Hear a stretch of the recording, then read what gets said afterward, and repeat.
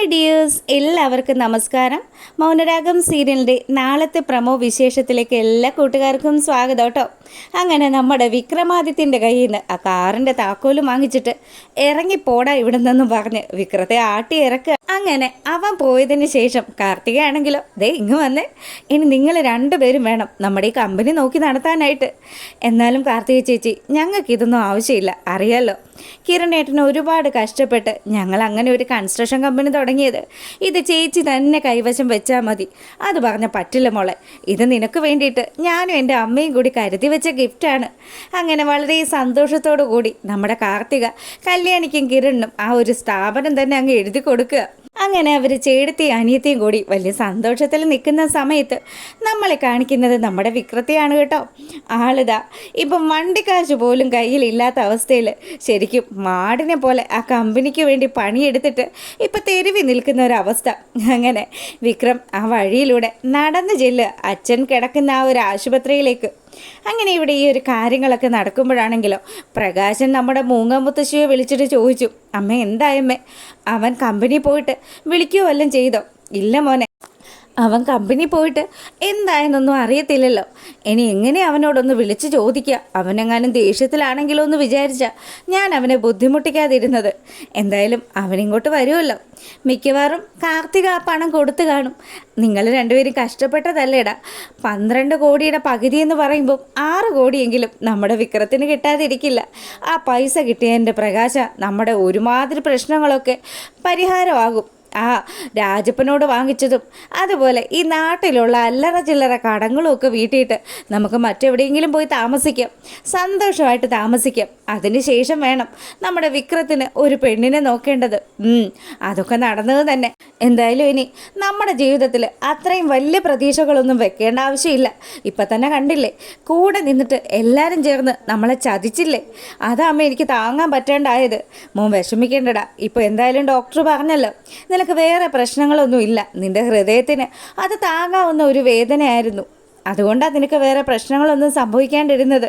എന്തായാലും എൻ്റെ മോനെ, സത്യം പറഞ്ഞാൽ നീ കുഴഞ്ഞു വീണപ്പോൾ അമ്മ ശരിക്കും ഞെട്ടിപ്പോയി. ഇനി എന്തായാലും ഇവിടെ ഇങ്ങനെ കിടക്കാം. ഇനി ഈ ആശുപത്രിയിലെ ബില്ല് എവിടെ നിന്ന് എടുത്തിട്ട് അടയ്ക്കുമോ ആവോ? അതിനൊക്കെ ഒരു മാർഗം ഉണ്ടാവും മോനെ. നീ എന്തായാലും സങ്കടപ്പെടണ്ട. ദേ ഒന്നുമില്ലെങ്കിലും അമ്മയുടെ കഴുത്തിലും കാതിലും ഒക്കെ ഉണ്ടല്ലോ. ഇതെന്തെങ്കിലും വിറ്റിട്ടാണെങ്കിലും നിന്നെ ഈ ആശുപത്രിയിൽ നിന്ന് ഇറക്കും. പിന്നെ നമ്മുടെ രാജകുമാരൻ പോയിട്ടുണ്ടല്ലോ, അവൻ പോയി കാർത്തികയോട് സംസാരിച്ച് അവന് കിട്ടാനുള്ളത് മേടിച്ചെടുക്കും. അവനോട് കളിച്ചാലുണ്ടല്ലോ, അവൻ ഇവിടെ നിന്ന് എന്താ പറഞ്ഞതെന്ന് നിനക്കറിയോ? അവള് കാശ് തന്നില്ലെങ്കിൽ അവളെ അവിടെ അമ്മേനെയൊക്കെ തീർത്ത് കളയുമെന്ന്. അമ്മ എന്തൊക്കെയാ അമ്മ ഈ കേൾക്കുന്നത്? നിങ്ങളെല്ലാവരും കൂടി ചേർന്ന് അവനെ ഒരു കൊലപാതക കൂടി ആക്കുമോ? ഇനി അതുകൂടിയേ ഈ ജീവിതത്തിൽ നടക്കാനുള്ളൂ. അങ്ങനെ ഇവർ സംസാരിച്ചു കൊണ്ടിരിക്കുന്ന സമയത്താണ് അങ്ങോട്ടേക്ക് നമ്മുടെ വിക്രമാദിത്യം വരുന്നത്. വിക്രത്തിനെ കണ്ടതും പ്രകാശൻ, എടമോനെ നീ പോയിട്ട് എന്തായി? എന്താവാനാച്ചാ? അവളും ആ കല്യാണിയും ആ കാർത്തികയും ആ കിരൺ എന്ന് പറയുന്ന വായി നോക്കിയൊക്കെ കൂടി എന്നെ ശരിക്കും അങ്ങ് തേച്ചു. തേച്ചെന്നോ? എന്താ മോനെ, സത്യത്തിൽ എന്താ സംഭവിച്ചത്? അതോ എന്ത് പറയാനാ, അവരുടെ പേരിലായിരുന്നല്ലോ കമ്പനി. അവളെ ആ കമ്പനി കിരണിനും കല്യാണിക്കും അങ്ങ് എഴുതി കൊടുത്തു. ഞാനുണ്ടല്ലോ ഒരു പട്ടി ഇറങ്ങിപ്പോരുന്ന പോലെ എനിക്ക് അവിടുന്ന് ഇറങ്ങിപ്പോരേണ്ടി വന്നു. അങ്ങനെ ഇതൊക്കെ കേട്ട് കഴിഞ്ഞപ്പോൾ പ്രകാശന് വലിയ സങ്കടമായിട്ടോ. പ്രകാശൻ പറഞ്ഞു, ഇതൊന്നും കാണാൻ ഇങ്ങനെ കിടക്കണ്ടായിരുന്നു, മരിച്ചു പോയാൽ മതിയായിരുന്നു. ശരിക്കും ആ ഒരു നെഞ്ചുവേദന വന്നപ്പോൾ ഈ പ്രാണൻ അങ്ങ് പോയിരുന്നെങ്കിൽ സമാധാനമായിരുന്നേനെ എന്നൊക്കെ പറഞ്ഞ് സങ്കടപ്പെടുകയാണ്. പിന്നീട് ഇതാ നമ്മുടെ മനോഹരനെയും കൂട്ടിയിട്ട് സരി പുറത്തിങ്ങനെ ഇറങ്ങി നിൽക്കുക. അപ്പം ആ ഒരു ബീച്ചിൽ ചെന്നിട്ട്, മനുവേട്ട എനിക്ക് ചില കാര്യങ്ങൾ മനുവേട്ടനോട് പറയാനുണ്ട്. മോള് എന്താ പറയാനുള്ളത്? മോൾക്ക് എന്ത് വേണമെങ്കിലും ഈ മനുവേട്ടനോട് പറയാമല്ലോ. അതെ മനുവേട്ട, അമ്മയുടെ അച്ഛൻ്റെ കാര്യം എനിക്ക് മനുവേട്ടനോട് സംസാരിക്കാനുള്ളത്. എനിക്ക് എൻ്റെ അമ്മയുടെ കാര്യത്തിൽ ചില സംശയങ്ങളൊക്കെ ഉണ്ട് മനുവേട്ട. അത് ഇപ്പം സത്യമായിക്കൊണ്ടിരിക്കുക. മോള് സംശയങ്ങളെന്ന് പറഞ്ഞത് ആ താരയെക്കുറിച്ചിട്ടാണോ എന്ന് മനു ചോദിക്കുക. അത് കേട്ടതും മനുവേട്ടനും ആ ഒരു സംശയം തോന്നിയല്ലേ? മനുവേട്ട എനിക്കറിയില്ല എന്താ വിശ്വസിക്കേണ്ടതെന്ന്. എന്തായാലും അങ്ങനെ ഞാൻ ആ താരയുടെ മോളാണെങ്കിൽ മനുവേട്ടൻ എന്നെ തള്ളിക്കളയോ? ഒരിക്കലും ഇല്ല മോളെ.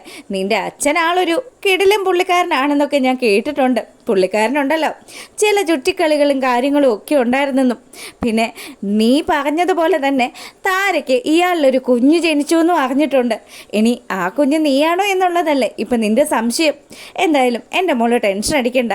എന്ത് പ്രതിസന്ധി ഉണ്ടായാലും ഈ മനുവേട്ടൻ മോളെ നോക്കിക്കോളാമെന്ന് പറഞ്ഞു. അങ്ങനെ നമ്മുടെ സരയുന് ആശ്വാസമാകുക. പിന്നീട് ഇതാ നമ്മളെ കാണിക്കുന്നത് നമ്മുടെ രാഹുലിനെ നിർത്തിപ്പൊരിച്ചുകൊണ്ടിരിക്കുക ശാരി. എടോ, തന്നെ കൊണ്ട് ഒന്നിനും കൊള്ളില്ല. താനൊരു കാര്യം ചെയ്യും, ആ മരുമോനെ അങ്ങ് തീർക്ക്. തനിക്കാകുമ്പോൾ ഭ്രാന്തിൻ്റെ ചികിത്സയൊക്കെ നടന്നതുകൊണ്ട് പ്രത്യേകിച്ച് ശിക്ഷയൊന്നും ഉണ്ടാവില്ല. അങ്ങനെ രാഹുൽ നല്ല ദേഷ്യത്തിൽ നിൽക്കുക. സരയും മനുവും കൂടെ പുറത്തു പോയതാണ് ശാരിയെ നല്ലതുപോലെ ചൊടിപ്പിച്ചിരിക്കുന്നത്. അങ്ങനെ ഭാര്യയും ഭർത്താവും കൂടി അങ്ങോട്ടും ഇങ്ങോട്ടും ഒന്നും രണ്ടും ഒക്കെ പറഞ്ഞുകൊണ്ട് നിൽക്കുമ്പം നമ്മുടെ രാജപ്പനും ബാലനും കൂടി പ്രകാശം കിടക്കുന്ന ആ ഒരു റൂമിലേക്ക് ചെല്ലുക.